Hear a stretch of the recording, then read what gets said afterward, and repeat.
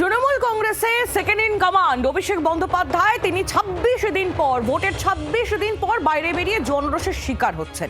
আর অন্যদিকে একের পর এক তৃণমূল নেতা তাদের আটক করা হচ্ছে, গ্রেফতার করা হচ্ছে। খোকন দাস সেই তালিকায় নতুন সংযোজন, আটক করা হয়েছে ডাকসাইটের তৃণমূল নেতা খোকন দাসকে। তোলাবাজির অভিযোগ তার বিরুদ্ধে, আর এই অভিযোগেই আটক প্রাক্তন তৃণমূল বিধায়ক খোকন দাস। তাকে ইতিমধ্যেই আটক করা হয়েছে তোলাবাজির অভিযোগ তার বিরুদ্ধে। বিহার থেকে খোকন দাসকে আটক করেছে পুলিশ, এমনটাই খবর পাওয়া যাচ্ছে। ডাকসাইটের তৃণমূল নেতা খোকন দাস প্রাক্তন বিধায়ক, তাকে পুলিশ আটক করেছে, তার বিরুদ্ধে তোলাবাজির অভিযোগ, আর সেই অভিযোগেই পুলিশ তাকে আটক করেছে। তাও আবার এই রাজ্য নয়, বিহার থেকে আটক করা হয়েছে খোকন দাসকে।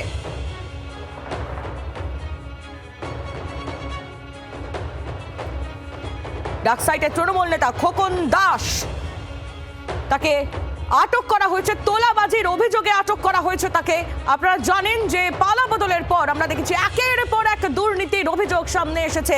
তৃণমূল কাউন্সিলর থেকে তৃণমূল নেতারা তারা একে একে গ্রেফতার, আটক করা হচ্ছে। আর সেই তালিকায় এবার প্রাক্তন বিধায়ক পার্থ আমাদের প্রতিনিধি এই মুহূর্তে রয়েছেন আমাদের সঙ্গে টেলিফোন লাইনে। পার্থ, খোকন দাস তার বিরুদ্ধে ঠিক কি অভিযোগ এবং তাকে বিহার থেকে আটক করা হয়েছে? তিনি কি পালিয়ে যাচ্ছিলেন?